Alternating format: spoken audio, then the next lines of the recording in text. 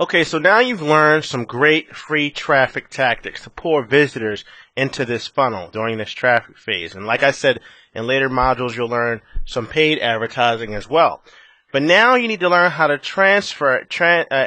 really convert, I should say, these visitors, okay, into leads, prospects, which will eventually become customers in the sales phase here. The key to converting visitors into customers with your business is compelling sales copy. Compelling sales copy can explode your business. Every internet business needs sales copy. All right. You know, traditional businesses, you think about, you walk into a department store, they have sales teams, they have employees out there on the floor. For catalog companies, they have telemarketers, sales companies, they have closers on the phone. Your online business doesn't have any of those people. And that's a good thing. You don't have to pay, you don't have the overhead of all those people. The only way that you're going to be able to make your pitch, overcome objections, and actually close deals, all without having to come into, face-to-face contact with your customer, is through your sales copy. Your sales copy is going to be responsible for attracting the interest of your prospect. Your sales copy is responsible for establishing your credibility, okay? And pretty much separating you from your competitor. Your sales copy is also going to answer any questions that the person may be having about your product or service. And ultimately, your sales copy is going to direct the visitors into your funnel in a process that will get the maximum amount of sales and encourage them to purchase the product then, and then later on follow up with other additional products as well with your company. A common misconception to creating compelling sales copy is that you must be some sort of copywriter that studied in school for it or something like that. And let me tell you, that's completely false. Anybody can create compelling sales copy. Okay, sometimes it's the most natural sounding sales copy, the copy that sounds like somebody wrote it, who's your next door neighbor, is giving you a tip and making a suggestion, that converts the best. Okay, it outperforms the high polished corporate sounding. As a matter of fact, 99% of the time, you'll find that this is the case. The sales letters that talk to the reader as if they're a friend, okay, and talk to them in a natural manner, outperform the Fortune 500 looking sales letters and sales pages and sales copy. So during this process, remember to keep you in your copy. In other words, let your personality stay. You make your personality a part of your copy because it's you and nobody else knows your product better than you. In this section here, we're going to go through everything you need to know to write your own sales copies. And there's a few things that you need to know that have been through time-tested, proven formulas that have withstood the test of time and just have proven themselves time and time again. And you have to apply these in your sales copy, no matter what topic or what product or what type of business you have. These principles will all mostly apply. So let's start off with your unique selling position, your USP. All right. This is all about converting your visitors into customers with your unique selling position. Now, successful sales copy is going to position your product or your offer separated from its competitors in a unique way, with a unique angle to it. And it's just going to completely separate it from anything else that's out on the market, okay? Your unique selling, some people call it position, unique selling proposition, or your USP, which is the abbreviation, does this. And it basically, like I said, it stands for what makes your product stand out from your competitors. What is the main, most beneficial selling point of your product? Think about some famous Fortune 500 companies that have completely revolutionized their industries because of one unique selling proposition or unique selling position, one USP. FedEx. FedEx came out with a great USP. They simply said, get it there overnight. Okay? That was something that no other mail carrier could do when they first got into the marketplace, and they cut a huge slice out of the market for themselves for that. Okay? Because it was get it there overnight. Guaranteed. They guaranteed it. Think of Domino's Pizza. Alright? Domino's Pizza they were a fledgling pizza company until they decided to make a guarantee to the public. They said 30 minutes delivered or it's free. Alright? They didn't even try to tell you that they had the best pizza. They didn't even say, better ingredients, better whatever, pop it down. They didn't go that route. They just said 30 minutes, delivery, or it's free. All right? Now they guarantee there'll be a hot, fresh pizza at your door in 30 minutes, or you didn't pay. And that made them stand out from every other pizza company in the world. And that company just blew up. It was a pop sensation. People made skits out of it on different TV shows and Saturday Night Lives, even Ninja Turtles. It was just insane how much publicity and just traction they got from just having one powerful, unique selling position. So to kind of carve out your own unique selling position, you want to ask yourself, how does my product do its job better than my competitors? Okay? You have a golf site. Maybe you're the only golf site that provides free shipping both ways. If the customer doesn't want it, they can return it and it won't cost them a dime or something like that. See what your product does differently and emphasize it. Does it cost less? Does it appear to be better? Does it have a better appearance? Does it last longer? Do you ship free? Do you ship faster? What kind of special features does it have? Find that thing that you can build a business around that sets your product apart from everything else. The next thing you need to do before you start actually writing a word of copy is to target your niche market. You really need to know your niche market. Know who they are. Remember we did this earlier in the earlier modules. Who they are, what they like, what they read, what they do, their location, where they live, how they talk. Know your market, because when you're trying to sell them in the sales letter and you're speaking to them, they need to be able to relate with what you're saying, okay? And if you're talking on a different, just completely different level than what they are understanding, then it's just not going to convert well. The offer's not going to, that's not going to sound like you're speaking to them. All right. If you don't know your market, you need to get to know them. All right. Or you're not going to go very far with your business. So go hang out in the forums. Find the common lingo, the slang terms that they use, or the abbreviations that they use. The scrapbookers hang out. You need to know the scrapbooking terms. You need to know how they think, who they are, their demographics, the typical age. Get all that stuff and have it right at your fingertips when you're putting together your sales pieces. If you can't relate with your audience and develop a certain rapport with them and get their trust, you're not going to make many sales. That's the bottom line. So you really have to take the time to do this. And it's not hard nowadays with all of the other quantcast.coms and demographic research websites. Another thing that you need to decide before you even start writing your copy is your price points, okay? You need to have some sort of pricing strategy in place. You need to know your break-even point. How much money are you going to make on each sale? And how much money do you need to make on each sale to cover your cost? All right? You need to know these numbers so that you know how many sales that you need to make at any given time. Once you know that, you can play around with the profit margins a little and try to do different pricing strategies. Maybe you do a lower upfront pricing strategy. Maybe you do multiple payments over a period of time pricing. Anything like that. A key mistake that a lot of rookie marketers make is they make their pricing based around on cost. Okay, they always make their price reflect whatever their costs are.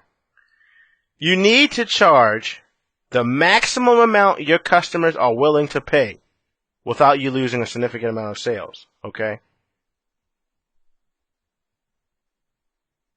and you base this on what the competitors are charging for similar products. Once you start playing with price, you'll make some amazing discoveries. We played with price on a product where we're entering in the market where every competitor's product was $77. Okay? Every product was $77. No, it was $97. And we decided to go completely against the grain and just add a 4 on the end of that. At the beginning of that. And we charged $4.97 for our product. Okay? And the product, to justify that price, we added some things. We made it a much nicer product. But overall, they were pretty similar products. Our product absolutely destroyed the competitors' products. So we sold more, we retained more, and we grabbed a lion's share of the marketplace. And the reason that this happened is because people have a higher perceived value. This is in a financial market with like currency trading and things like that. People had a higher perceived value of our $4.97 product than they did of those other $77 products. All right, they instantly associated the $77 product with an okay type of investment program, but the $4.97, man, if it's $4.97, this thing must be I'm going to make a fortune with this. This must be the best forex software out on the market. And the product was great. The product had great. You're not misleading anybody, but you're paying. A great marketer once said, you should charge as much as you're willing to, as much as your customers are willing to pay, or you must charge as much as you can say out loud to one of your customers with a straight face. All right?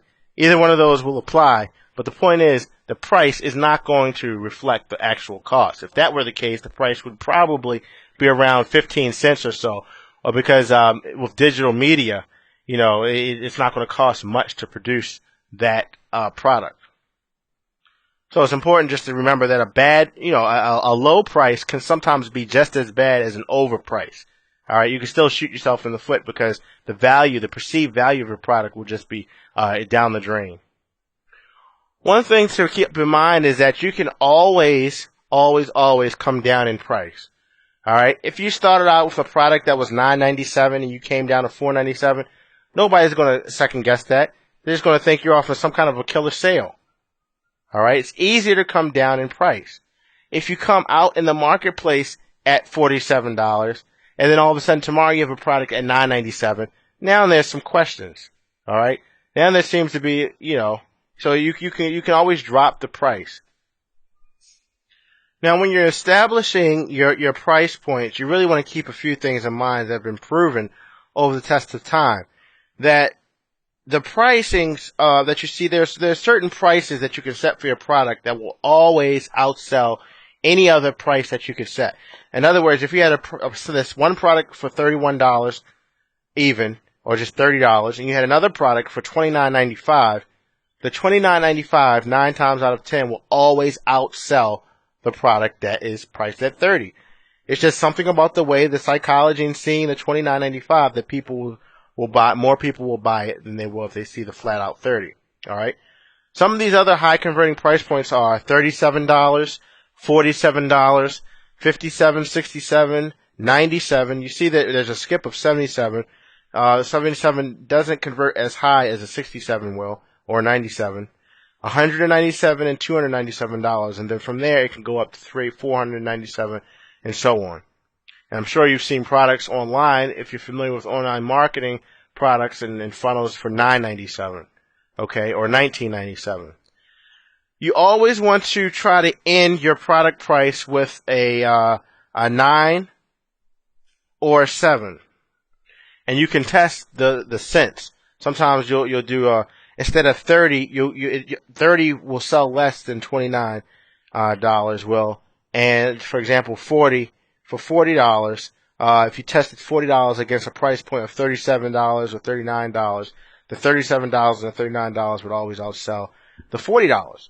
And you can take it a step further and go 39. Whenever the 9 is in there, you can go $39.95. People are used to seeing the $9.95 in offline stores, Kmart, Walmart, things like that, and it may convert slightly better.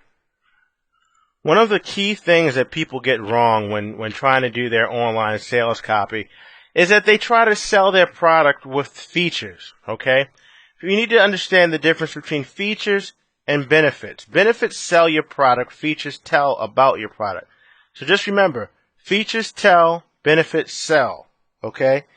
A feature of a 10-ounce steak is that it's 10 ounces and it's made of beef.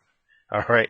The benefit, it could be the sizzle, that it's lean beef and it's going to allow you to eat it without gaining weight and without you feeling sluggish, and you can enjoy all the beef that you want. Okay. Sell the sizzle, not the steak. I can't tell you how many copywriters and business owners get this wrong. They just overlook completely, emphasizing benefits about their product. So an example, let's say the feature is that the product, whatever the widget is, it's a lightweight product, okay? The feature is it could be that it's a lightweight product. The benefit would be that you can save on shipping. All right, what will the product do? What will that feature do for the user? That's the benefit. If something has, it's a durable construction, the product is durable construction, it's heavier than all the other competitors, yada yada, that's a feature, okay? It will last you longer and it'll require you less replacements and will save you money over the next few years is a benefit. You understand? Do women get breast enlargement surgery because they like the feeling of extra weight on the front of them, when they walk around so they can possibly throw their back out? Or do they want the benefit of being more sexually appealing, more attractive, to get a false sense of self-confidence? All right, it's the benefit that sells, not the feature. So what you need to do is grab a notepad and a pen, write down every single feature about your product, and then write down the benefits that relate with them, okay? Write down every benefit you can think of. Ultimately, you want a list of a bullet point list of every benefit that your product has to offer, okay? What it will do, or your service it could be, or your product line, what they can do for your end customer. Do not skip this step because this will be the building blocks of your entire sales copy, and eventually it could be transitioned into a very powerful, unique selling position for your company. To create a powerful, compelling piece of sales copy, it's like following a very intricate recipe, a proven recipe, okay?